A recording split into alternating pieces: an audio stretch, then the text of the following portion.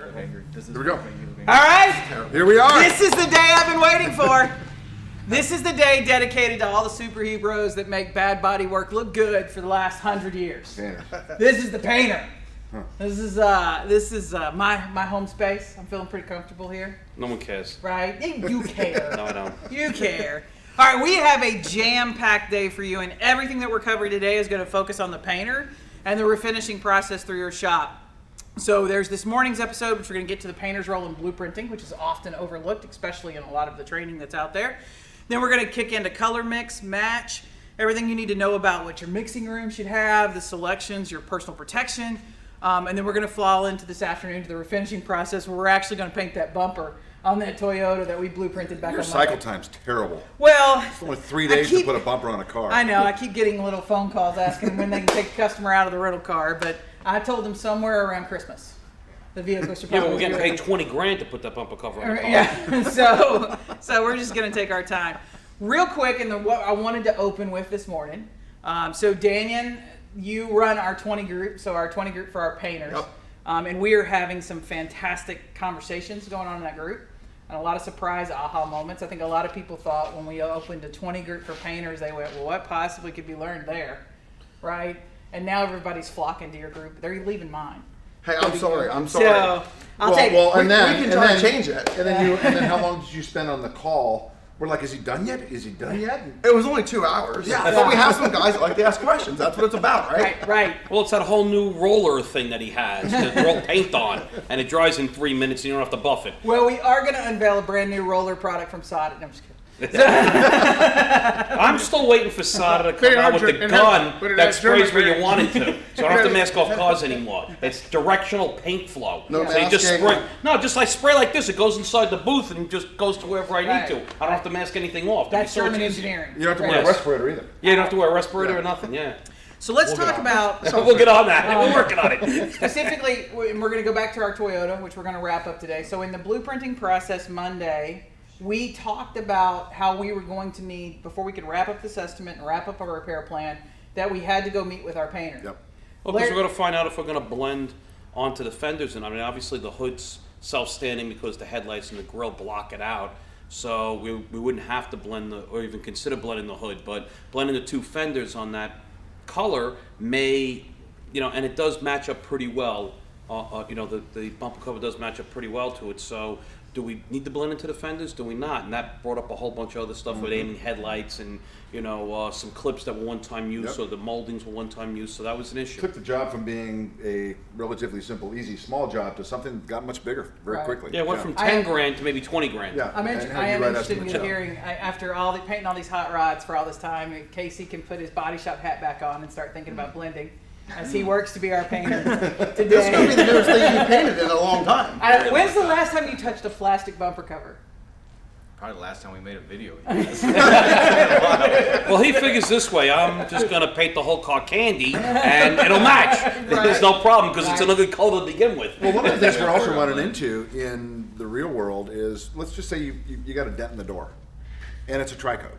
And we got to go now, we're going to obviously have to roll onto the fender. But if we have to roll onto the fender and we get too close to the A-pillar, now we're rolling up and over. Right. So how much time and let down panels and different things can we do to spend to actually not have to go up and over and actually get the color to match? So one of the things on that estimating or the blueprinting process, we got to have the painter involved. Because they're like, oh geez, if I did this, I could probably avoid all of that, but I need more time or whatever to make sure it works. So got to have the painter involved. So Daniel, as I'm going to let you put a painter hat on. As a painter, for us as the estimators in the blueprint, when we bring you in, what are you wanting to tell us? What's the benefit to having my painter come in when I'm blueprinting the car? Well, there's a lot of things, right? I'm sure Chris can jump in on this too, but right now everything can almost be considered a tri-coat to some extent, right? So we're going to have grounds for a lot of these. We covered this last night, and if you just say, oh, well, this is a blue car, no big deal. Well, if it takes a specific ground to match that, there's a whole other thing going on there. Not only that, but you start taking a car apart. What's the underhood sheen? What's the underhood color? Is it a two-tone? Is this thing using a ceramic clear coat like a Mercedes or a BMW? Now I have to start looking down that avenue. I'm going to probably scan this car at Blueprint and check my color match, look at my spectral curve. Am I going to need tint time, or how much am I going to need? there's so many things involved with this blueprint process that, you know, the painter absolutely has to be involved. All right, so some of the things that Danny was talking about there means as the estimator. Yeah, translate right, that. Let me Translate that, would translate. I am translate painter. I'm not an estimator, Right. so I'm exactly. just giving No, you right. And that's why, but you don't have to be, because that's my job. So if I'm the estimator for the shop, my job is to take all of what it's going to take to fix the car properly and interpret that into lines on the estimate that get us compensated. So the only thing that brings money into a shop is the estimate. There's a lot of things that take money out the back door, but there's just one thing that gets money in the front door. So if I don't compensate all those lines on my estimate, we lose money, right? Because your time is money, right. and then the materials you're going to need is money. And so if I'm not doing that job, so what he was talking about when we're looking at spectral curves and tint time is he's got to come back to me and say, Chris, I see 3 different colors or sheens that I'm going to have to do. That's going to relate to these different times of operations.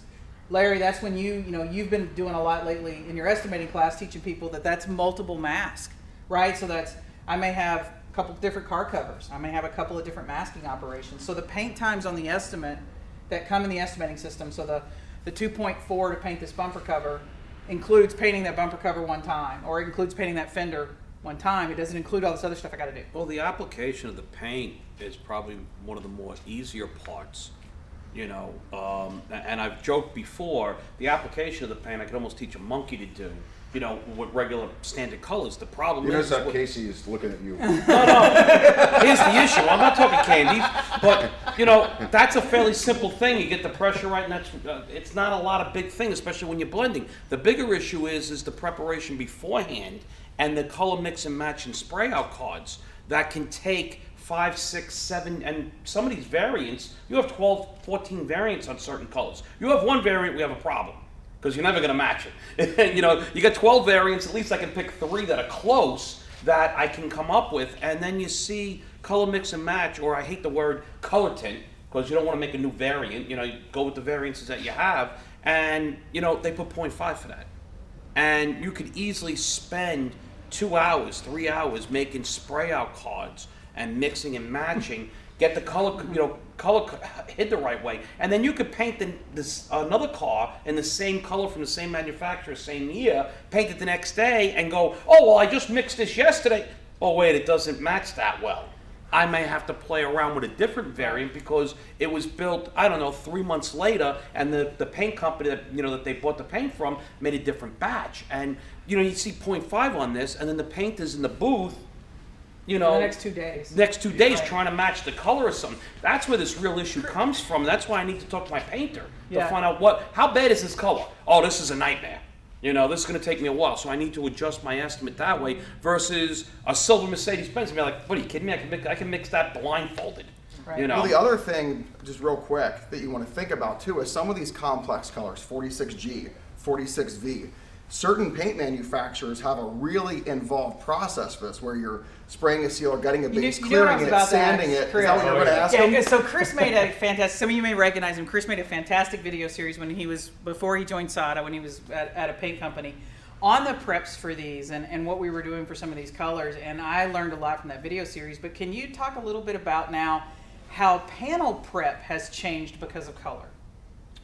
Well, yeah. So the way that we're moving with different special effect aluminums and pearls, you've got the like 46G, 46V with the vacuum metallized flake.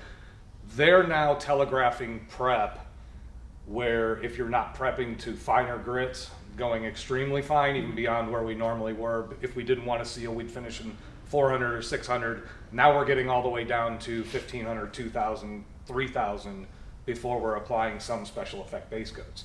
So And like you, go ahead. No, I was just going to say, but my paint times basically tell me to prep a new and undamaged panel, which is take it out of the box, basically, and scuff it, right? Right. Yeah. Which So And that's that, based on a all no the damage. prep we used to do, Right. where some of these special effect colors is doubling our prep time just because Well, that- we have to be more meticulous and more detailed. so now I got to think through those steps. So if that might have been 400 before, take a red or a gray scuff pad, scuff the Yeah. panel, and we're good to go. Now I've got to sit down and ask the painter, how many more steps is this? How many more grades to get to where you need to go? And I got to manually calculate what that additional refinishing time is going to be on this estimate. Well, even for the blending of a panel, you know, we had CCC answer the question that prep to a new undamaged panel. you know, and the big issue is you take like the Dodges or the Jeeps, they have a very heavy orange peel.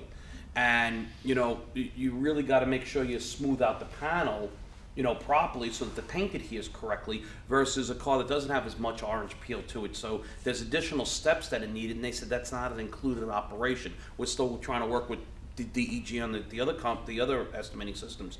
The other big issue is what I know from an estimator point of view, or teaching estimating, is you need to talk to your painter is, okay, what's the blend process on this panel? Okay, because blending a panel takes more than painting or just shooting a regular panel that's E-coated. And we finally got, you know, one estimating system to admit to it. The issue comes in, am I just sanding with a scuff pad? Am I sanding with 2 different scuff pads? Am I sanding with a scuff pad and then maybe up to 2,000 sandpaper so that I don't have any scratches or it lays out better? And we don't know this stuff. Just like here, you guys just mentioned a couple of paint coats. I'm sure the painters out there know what that is. Guess who doesn't understand that? The The estimators. So what cars are those for? Right. You know, you're blasting out, you know, KG9 and stuff like. Okay, what car is that for? What color is that? Because Right. they're not going to have a clue. Because I'll tell you this much: 99% of the time, and it's a pet peeve of mine. I'm going to talk about this in the estimate review classes that I send an estimate back. I won't even look at it. You're missing the production date in, the mileage in, and the paint code. If it's not on there, I send it back. I'm not looking at it. You're already wrong. So I'm going to send back that estimate. So the paint codes aren't on there. These guys have no clue what it is. They go, it's blue, it's black, it's green. But what is it, 3-stage? I mean, the estimates I see that are 3-stage, and they don't have 3-stage on there. And that calculates differently in the estimating system. Well, Yeah. it's different for some. So there are some paint companies that something may decode as a tri or a quad, but the application process is not that. And that's why you got to talk to you guys. Right. So that's why I'm bringing that painter in early. Some are easily identifiable, right? Like it does look like a 3-stage candy, but something like 46G, Which is it's what? You could call it a quad coat in some paint lines. Yeah. And some it's a Okay, tri-coat. guys, just for the audience, Right. what manufacturers are we talking about? Right. What color is that? What Is that color? a Mazda? Oh, Is it's that a Mazda. Red? Yeah. Oh, okay. Yes, I know we've been down this road before, but I know everyone does 46V has gotten so common, like it's Yeah. a commonplace to talk about. It's Right. commonplace with painters, Right. but not Painters. commonplace with Estimators. estimators. But not it's with really replaced a estimators. couple of F words Yeah. instead of. I mean, but my yeah. point, Larry, is that it may not necessarily look like a special color when it comes in, but the process is. behind that color Right, and it having might the be. painter involved, it's so easy for us to walk up to something and go, yeah, I know I already got a code that's going to be easily blendable, But it or I could be can panel match a that. toner that they don't even Have. have. Yeah. And now it could be a 2-week or a 2-week process to get that toner. So Right. I think your line where the time to find that out is not when it's in the booth. Right. It's Correct. Probably the best And so time, and yeah. so there's also there's the extra labor operations that I may need, right? And I got to talk through. It's not the painter's job to be an estimator. That's my No. job. It's the painter's job to tell me what he's got to do, and then I have to now- gather the information from Yep. the painter so I can ascertain or determine what I need to charge. And I got to do that for in the blueprinting phase before the car goes through the shop. And then now, material availability with COVID is not what it used to be. But there are some toners that were never just readily Right. available either. So now you're going to go get, as a painter, you're going to come get that color code, right? And you're going to go back and tell me if we're good to go or whether we're not good to go, right? If I have a material availability issue. Right, for sure. And the other thing that factors into this is these specialty toners in most cases are not cheap.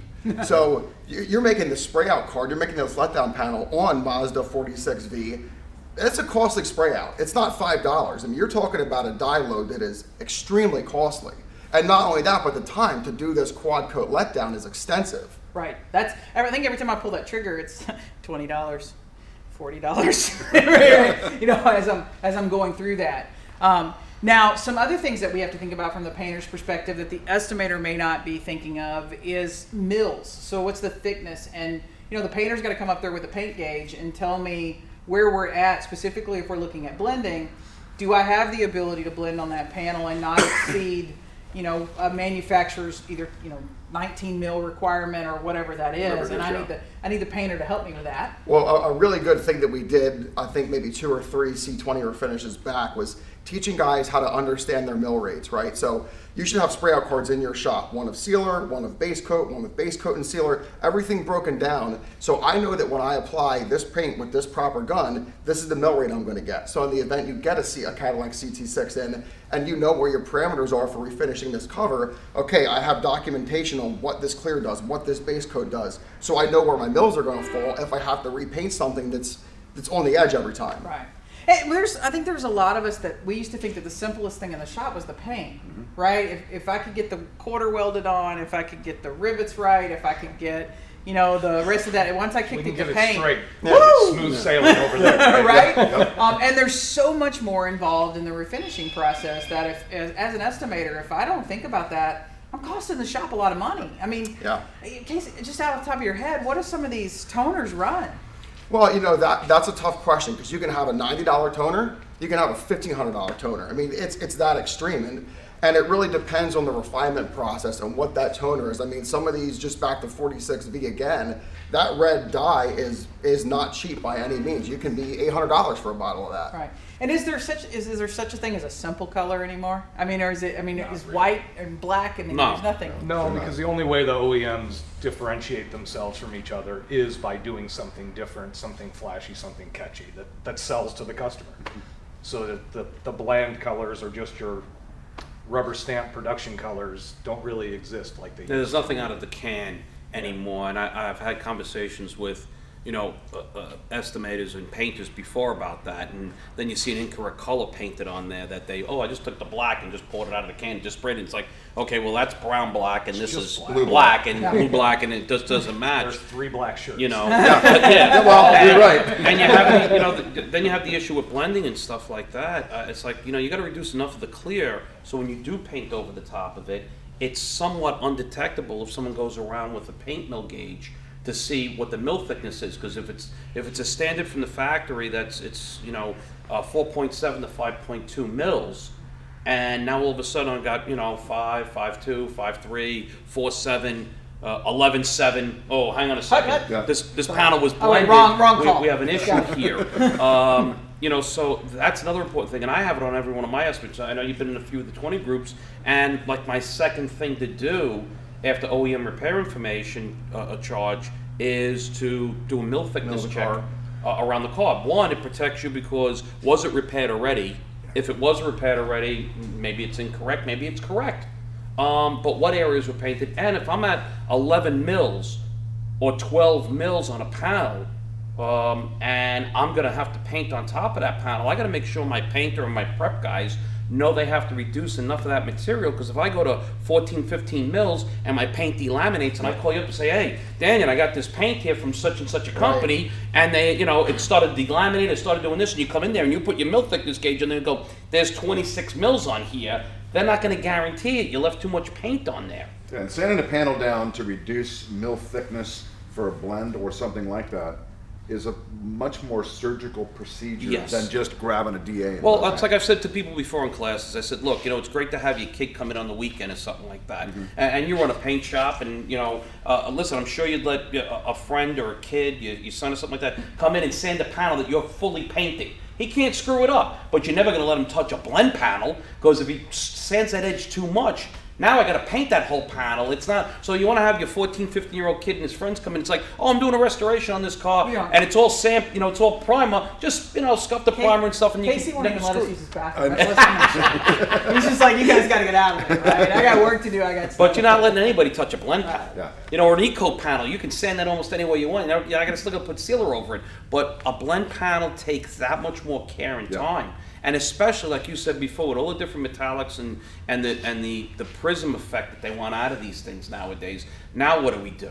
How many times you paint candy? And I remember years ago, and I haven't painted in years, so I don't know if it's still the same process. When you put your base coat down to the whatever metallic it is, you had to go over it. John Kosmowski used to say, and wipe it over, because you had to break off. Some of them land perpendicular, and it would give you a screw-up paint job. And so you have to make sure they all lay down flat and stuff. It's like, well, we're almost that way with standard colors on, factory cars. What was once custom. What was once It's custom here now. and a rarity, now almost like some of these painters have to be a little customized in that, and like you said before about the 3-stage or 4-stage. I might have something listed as a 3-stage because I Googled it as an estimator. Well, it comes up as that in the estimating Oh, system. sometimes in the estimating system, or I Google it and I said, I just want to be sure I'm not. Oh yeah, it's 3-stage, and then all of a sudden I talk to my payers. I know it's 4-stage, man. Well, and then here's You know? some of the friction points that come up. And this is about the estimators, and it doesn't all the. There's so much available on the internet these days. Whereas something decodes as a 3-stage, the shop lets it roll, lets it do all that calculation. Some adjuster watches a video in which one particular paint company says, "Oh no, for us this is a 2-stage process." Yeah. But they're missing what Chris was talking about, all the prep that went around to make that a 2-stage process. So Right. I need to be able, as an estimator, to be prepared and to have those conversations. That's my job. My job's making the sale and getting the money in the door, right? Your job's painting the car and getting it out, and the color matches and everything looks good. And we have to interpret. But conversations between estimators and painters, well, conversations between anybody in the shop and the painter, usually, are sometimes are strained conversations. So as a painter, what are some of the tips for estimators to communicate with painters? Do we just need to ask a lot of questions, or do we need to train them, the painter, on what we're looking for from them? I think that there's a lot of intermixing there, and it has to go both ways. And the thing that I'm a big proponent of is, the mixing software you have in your shop as a painter. Your paint company can put that on any computer in the shop. So I think there's a lot of value in, okay, I'm the painter, I can take and install this on the estimator's computer. He can come in, the car comes in, put the code in, and I can teach him pretty quickly how to identify, is it a tri-coat, is it a quad coat, is this a standard base clear? I can also teach him, there's a lot of variances on this. You can make the judgment of, this is probably going to be a tough color for this guy, or it's not. If I have a standard and an all, I might be in good shape here, but if I have a 40 standard, variances, yeah. Yeah, 40 variances, well, this might be trouble for the painter. Yeah. Okay. And also during those times, it's going to throw up that flag of, is it a limited use toner where Right. it's something that's not on the mixing bank that Right. we're going to need to get brought in. And that's a great point from Chris too, and we talked about this last night. I mean, all these specialty toners, all the paint companies have them. And not only do they have them, they also have a list of the codes that require these. So estimators should have at their desk all the manufacturers, these are the codes that take these specialty toners, so I know if I schedule Mrs. Jones's car, we're probably not gonna have this toner, we gotta special order this. And if I have to order that for that one car that comes in, that's a huge chunk to me as a shop. That really drives the profitability on that car down almost to the floor. Right. Right. So I may have to think about compensation for that. It may be one of those things where I go, I had to buy this for Miss Smith's car, and it's going to leave with her. I know she doesn't want it, right? What's she going to do with a single toner? But I'm not gonna. I can't really. I don't know. Was it like an atomization? I can't write that off over a series of the next year. I don't know when. Right, I I wanna don't see know what's when that coming next in. color's going to come in, right? Yeah, it's an oddball color. Here's your can of paint, or I'll Yeah. keep it here for you, and it's yours. Yeah. You get hit again, but Well, I'm okay to put it in the car in a little bucket and go, here, it's yours, it's fine. Or as the insurer can come pick it up, and then they can pass that a toner around the rest Yeah. of the body shops in town if they need to. What I also think, just on the painter to estimator portion, I think that painters should bring the estimator down to the paint shop for a couple days and kind of show them, this is some of the stuff we have to do. This is some of the processes. Because many times the estimator wasn't a painter and they just aren't familiar with some of the Most processes. of the time, not many. Yeah, So most of yeah, the if time. you get them down for a week or get them down for a job or so, and kind of show them this is how a tri-coat works, and this is what I have to do to make this great for when you deliver it. Yeah, it's just so much more complex. I think of, me in the 80s, there was, I had a book and a 3-ring binder, and I'd go out and then you'd mix something up and you'd paint it, but everything kind of painted the same. And unless you had some weird yellowy gold, we never had a whole lot of problems, but painting is nothing like it was then. But we're still using the same paint formulas for estimating. So it's still basically a square foot method on a panel, and that pumps out a paint time. And that doesn't account for special materials, special prep and procedures, multiple maskings, all the things that we need to do that are hurting shop profitability. We don't mind doing all of these things when we're compensated for them. We mind it when we're not compensated for them, and I'm struggling with a color, and I'm trying to get the car out the door, and all those frustration and stress points that happen in the body shop, which then probably leads to a lot of those body shop versus paint shop versus body fights that we have, because I can't make a check as a body man until you get that car back to me so I can reassemble it, and so we're all standing and go, when are you gonna have that done? And there's painter involvement too in the body side now. You look at Toyota, I can't just put you shouldn't do it anyway, but Toyota specifically, I can't put body filler over bare metal. Right. The painter's got to get involved, get the epoxy on. There's masking time. There's all these other things involved where the painter's also getting involved with body. No, you don't have to do that. I've been doing this 30 years. Who reads procedure? What, I got to read a procedure about putting body filler on a panel that I make good time on because I can, I got paid 100 hours on it. I can do it in 10 hours. It's I just got to put yeah. epoxy primer? It's just it's a whole different scenario, and why, I think a lot of people would have never thought to involve their painter in the blueprint process, but we have. And so so we're going to wrap up with our Toyota. So if you notice in the show, when we were blueprinting initially on the Toyota, we had a lot of discussions about, did we need to, we think we want to blend these fenders. Do we need to pull these fenders? Is the painter going to want them pulled? And do I need to accommodate the time on that? Or am I going to blend those fenders as is on the car? Well, we met with Daniel and Casey, and they looked at that color and went, oh, God, no, I don't want to get into those fenders. So we're going to add a little extra time for some color tint, give them a little bit more mixing time, and have that on the estimate. And we're just going to paint the bumper cover. So now it's only 10 grand for the bumper instead of 20. Yeah, right. We took a little bit of money I'll off. take a little bit off. But also that it decreases, for me as a shop, what I have to warranty. So as soon as I blend those fenders, I'm now on them. Well, it's Right? it's warranty exposure, and then it's all the buffing and everything else that goes with it. We're going to contain it right to the bumper. Right. It's like a snowball. Once I touch a panel, it goes It keeps forever. going. So And if it we're doesn't match, don't worry about it. We'll just wet the car down, give it back to him at night. And let me notice it. He'll be miles away before it's You got to let it breathe for 2 minutes. It'll match later. So the last class. Do I paint in a perfect environment? Right. The last class tomorrow, Larry, is final QC and delivery to the customer, and I'm going to explain how you go out and tell the customer their bumper never matched anyway. Right, yeah. So how you talk them into taking Exactly. that. It's painted in different states. Correct, yeah. And then they ship it because it's practical to ship it from like Arkansas to Michigan to put the bumper on them because that makes sense. The favorite thing that an estimator always does is wait until it's in the parking lot to explain the delivery process, right? So No, the easiest thing for me to do is don't worry about it. It doesn't match. You know what? Why don't you bring it back tomorrow? He didn't read the fine print that says we have a 400-year, 400,000-mile warranty or until the taillights we can't see anymore. And he doesn't read that fine print. Or it's to leave the block, once you leave the block, that's it. You're done. That's it. The warranty's over. all right, so we are back here at 11:30.